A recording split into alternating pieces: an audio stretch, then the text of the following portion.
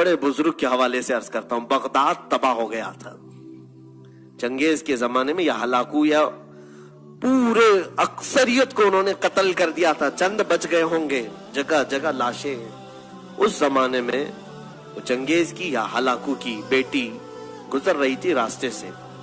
उसने एक जगह कुरान के पढ़ने की आवाज सुन ली, कहीं कुरान की तिलावत हो रही थी। रुक गई, अपने खादिमों से कहा देखो यहाँ कहीं अरबी की आवाज है, कुरान की आवाज आ रही। ढूंढा गया तो देखा एक आलिम रब्बानी है जो चंद लोगों को बैठ करके उस जमाने में कुरान पढ़ा रहे हैं। जब पूरा बगदाद लुट रहा है, कत्ल गारत गरी आम है, और वो कुरान पढ़ा रहे।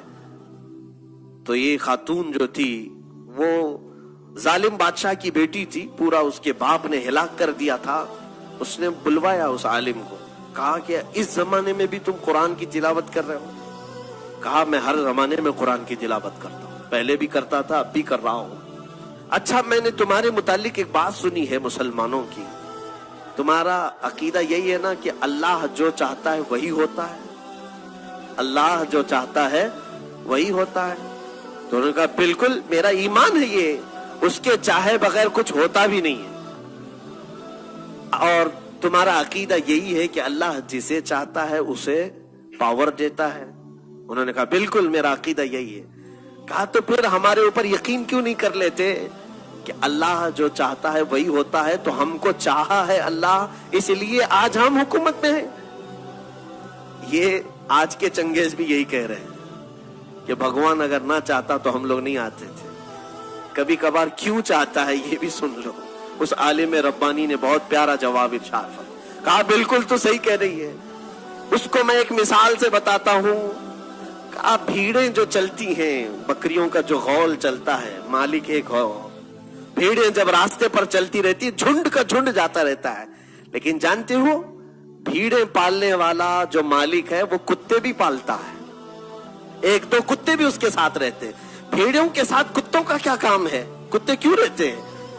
इसलिए कि भीड़ें जब चलते चलते एक आध कोई रास्ता छोड़ के इधर उधर जाए तो कुत्ता भौंकते भौंकते वापस उसे भीड़ों में शामिल कर लेता है। कुत्ता क्या करता है?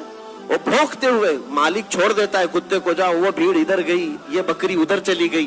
कुत्ता भौंकते हुए उन भीड़ों को गौल में फिर से शामिल कर देता है और फिर वो रास्ते पर चलने लगती हैं। उस आलिम रब्बानी ने फरमाया यकीनन हम उम्मत मुस्तफा भोली भीड़े हैं, जब सिराते मुस्तकीम से इधर उधर हटते हैं अल्लाह तुम जैसे कुत्तों को हम पर भेजता है ताकि तुम भौंक करके फिर से हमें सिराते मुस्तकीम पर ले आओ। आज इसीलिए ये तमाम चीजें हैं मेरे अजीजों, ये तुम्हें जो आंख दिखा रहे हैं या भौंक रहे हैं इसलिए कि तुम रास्ता हटे हुए हो। वापस आ जाओ सिराते मुस्तकीम पर।